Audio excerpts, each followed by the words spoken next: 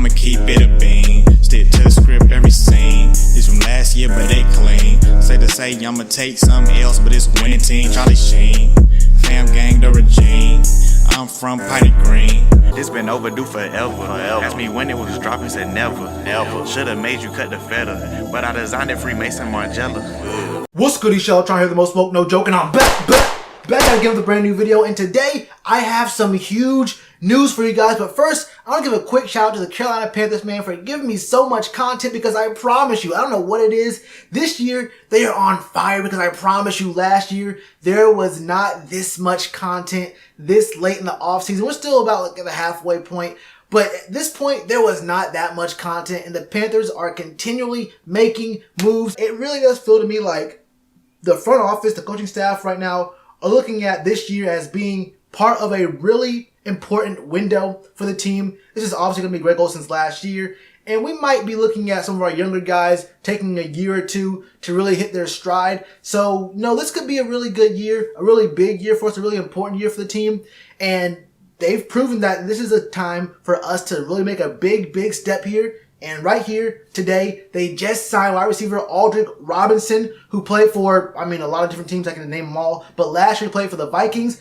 This guy is, his stats won't really astound you or anything. He doesn't have the best stats in the world. But what he has is elite, top of the line speed. Aldrick came to the league in 2011, the same year that Cam did. He ran a 4.35 40, I think, at the combine. Yeah, 4.35 40. Bench 17, so he's fast. He's pretty strong. 17, I saw some guys at this year's combine who are old linemen who weren't benching 17. But anyway, the guy's 5'10". He's not all that heavy. He's like 185. I'll throw his stats for you right quick so you can just look at him. Like I said before, the stats won't really astound you working backwards. Last year at Minnesota, he had 17 receptions for 231 yards, but 5 touchdowns. I'll get back to that in a second. In 2017 with the Niners, he had 19 receptions, 260, and 2 touchdowns. The year before that with Atlanta, he had 20 receptions for 2 touchdowns, 323 yards.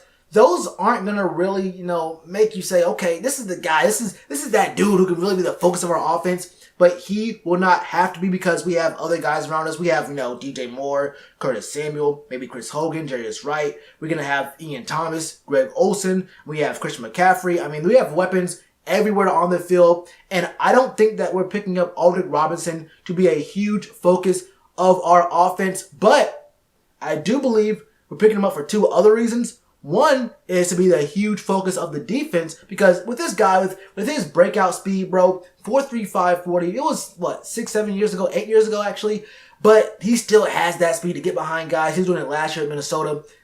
What he brings to the table is he can stretch out a defense, and he can make sure these safeties don't play down. He makes sure that the corners play off him like 7-8 yards. I was watching some of his game film, and just about most of the time, the corners are going to be playing him to the outside and pretty far back. But even with that, he's still fast enough to get behind guys to the outside. But also, since they're playing him so far deep and to the outside, it opens up the slant, it opens up the post route, it opens up a lot of different crossing route options for him. So he can make his money doing that as well. But also, I think this move right here might just solidify that Torrey Smith probably won't be on the team this year for a number of different reasons. Look, I actually don't hate Torrey. I think it kind of got lost in translation when I was talking about Torrey. The only problem I ever had with him was that $5 million mark. Now, I know it wasn't all guaranteed, and the money could have worked out different ways and whatnot, but it was getting kind of confusing, and the details were getting kind of muddied up with, like, how much would he make, what would his role actually be, because I named off all the guys that are on the team already, and Torrey would probably not have that big of a role on the team. Receptions-wise, he probably wouldn't get that many targets, and rightfully so. We have so many other guys in the team who can do really good things that, we do share the ball on offense in the passing game, but I'm just not all that sure that Torrey would be a focus. He would be, at best, the 4th, maybe even the 5th most targeted guy if you include the tight ends and Christian McCaffrey. So I wasn't really believing in all of that, but when I saw what Aldrick Robinson's been making in his career, it really solidified for me that, look, no matter how you split it, no matter what Torrey Smith was going to be making this year, whether it was the $5 million mark or maybe even half that or maybe even a quarter of that, that doesn't matter, because look at his numbers. Look at Aldrick Robinson's numbers right here. Since 2011, he ain't made no kind of bank yet. Compared to me, this boy making that bank. But 2011, $22,000.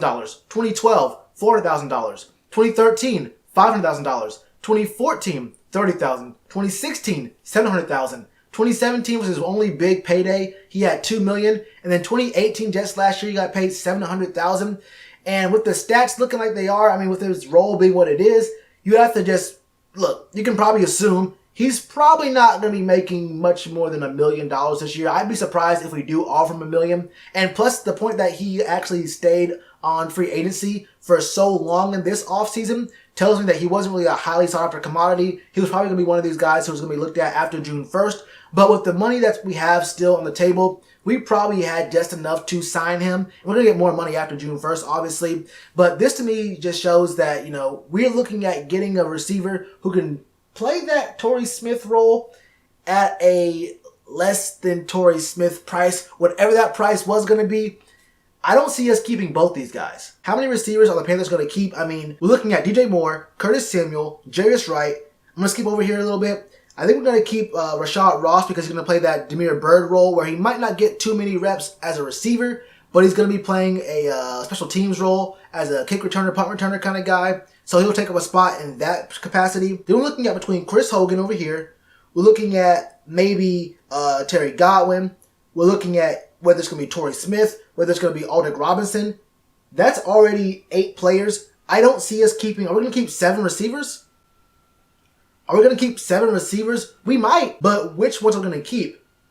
I think we're probably going to keep Chris Hogan, and I think we're probably going to keep Aldrick Robinson. Now, Terry Godwin, we've been seeing a lot of talk about him, like, catching balls in the rain without pads on, I mean, at a mini camp. That's cool and all. I know he's a good player. I never said he was a bad player, but he fits the same kind of mold as a lot of other guys in the team. I don't want to get into that right now, but, I mean, I just want to know how many receivers are we going to keep on the team this year because we have a lot of receivers. We have a lot of receivers, and if we keep an extra tight end on the roster this year, on the active roster, that might skew a few things as well, especially since we have 3 running backs, and we could have 4 viable running backs on the team this year, and I don't think Cap can be on the practice squad this year. So, I mean, we have a lot of different things, a lot of different positions that are going to need some depth, or that are going to have some depth, that I'm not really sure just how deep our receiving core is going to be, or it's going to be very deep, but I'm not sure if we can keep 8 guys as receivers.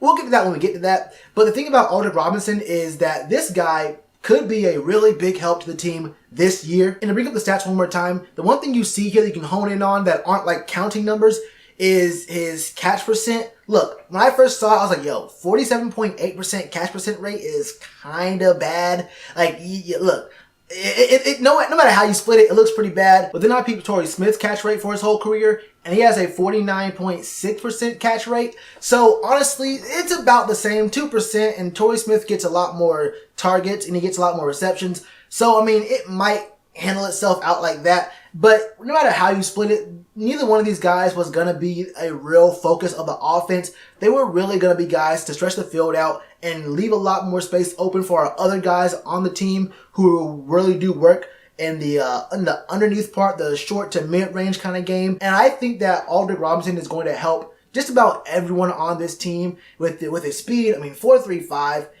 Look, I really do like Aldrick Robinson a lot. Now, it looks like the scheme is what the scheme is going to be. North Turner is saying right now, look, we don't need a big body guy. We're going to work it with the speed. We're going to work it with like guys who can make their own moves, guys who can, you know, maybe even do things with the pre-snap motion, some of the trickery and stuff. I don't know just how good Aldrick Robinson is in the rush game. He's only taken 4 rush attempts his whole career, and they were all in his first 2 years with Washington. So, I mean, there it is right there. He probably is not going to be a guy who can really do much in the rush game or in the kick fielding game at all. But his role is going to be his role. And I think for the role that he or Torrey will be playing, I think what his contract expectations are fits what the contract should be for what that role is going to be. The 5th or 6th targeted guy on the team.